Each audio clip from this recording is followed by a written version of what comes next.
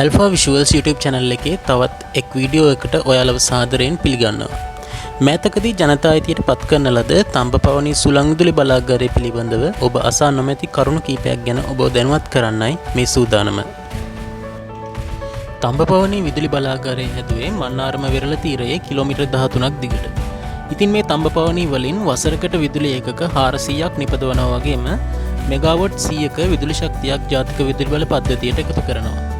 මේ බලාගාරය නිසා වසරකට හරිතාගාර වායු මෙට්‍රික් ටොන් 2,88,000ක් වායුගෝලයට එක්වීම වළක්වා ගත හැකි බව ගණනය කරලා තියෙනවා. මේ තම්බපවනි හදනකොට මෙයා හදන්න යොදාගත් භූමිය ඉන්දියාවේ සිට ශ්‍රී ලංකාවට යන පක්ෂි සංක්‍රමණික මාර්ගය ඔස්සේ තමයි වැටිලා තියෙන්නේ. සාමාන්‍යයෙන් මේ සුළං මෝල් වල ගැටෙන පක්ෂීන් විශාල වශයෙන් මිය යනවා. වෙනත් රටවල් වල මේ සුළං මෝල් වල ගැටිලා මැරෙන පක්ෂීන් ලක්ෂ ගාණක් බවයි කියවෙන්නේ. තම්බපවනි හදනකොටත් මේ ගැන ආපු පරිසර තක්සේරු වාර්තාව තුලින් කියවුණා වාර්ෂිකවම අවම වශයෙන් 10%ක් පෙලිකන් මරණ සිදුවිය හැකි බවට.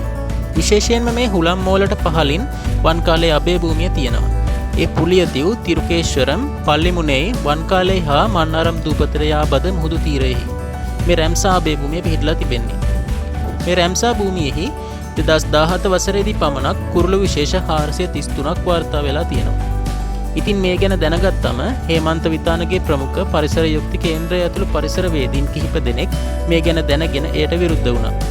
ඒ විරෝධතාව නිසාම සුළං මෝල් 56ක් 38 දක්වා අඩු කරගන්නට හදිසි රේඩාර් පද්ධතියක් ස්ථාපනය කිරීමට විදුලි බල මණ්ඩලය සහ ආසියානු සංවර්ධන බැංකුව එකඟ වුණා. අවසානයේ අද මේ වන විට ඔටෝමේටඩ් බර්ඩ් මොනිටරින් සිස්ටම් එකක් මේ බලාගාරයට අනුයුක්තව කටයුතු කරනවා. මේ රේඩාර් සිස්ටම් එක නිසා කුරුල්ලන්ගේ රැළ පසු කරන විට සියලු සුළං ටර්බයින ඉබේම ක්‍රියාවිරහිත වෙනවා.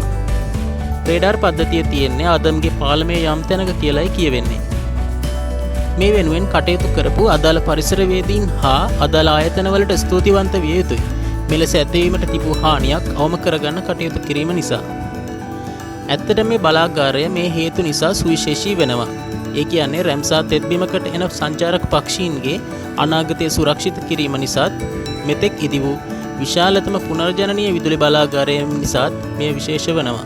අද වීඩියෝ එක හොඳයි කියලා හිතෙනවා නම් වීඩියෝ එකට ලයික් එකක් දාන්න වගේම ඔයාගේ අදහසත් පහලින් කමෙන්ට් එකක් විදියට දාන්න අමතක කරන්න එපා. අපිව තවමත් subscribe කරලා නැත්නම් දැන්ම subscribe කරන්න. ඒ වගේම bell icon එකත් click කරා නම් අපි දාන වීඩියෝ ඔය ඉක්මනින්ම notification එකක් විදියට ඔයා ළඟටම ගෙන්වා ගන්න පුළුවන්. තවත් මේ වගේ වීඩියෝ එකකින් හමු වෙමු. සුබ දවසක්.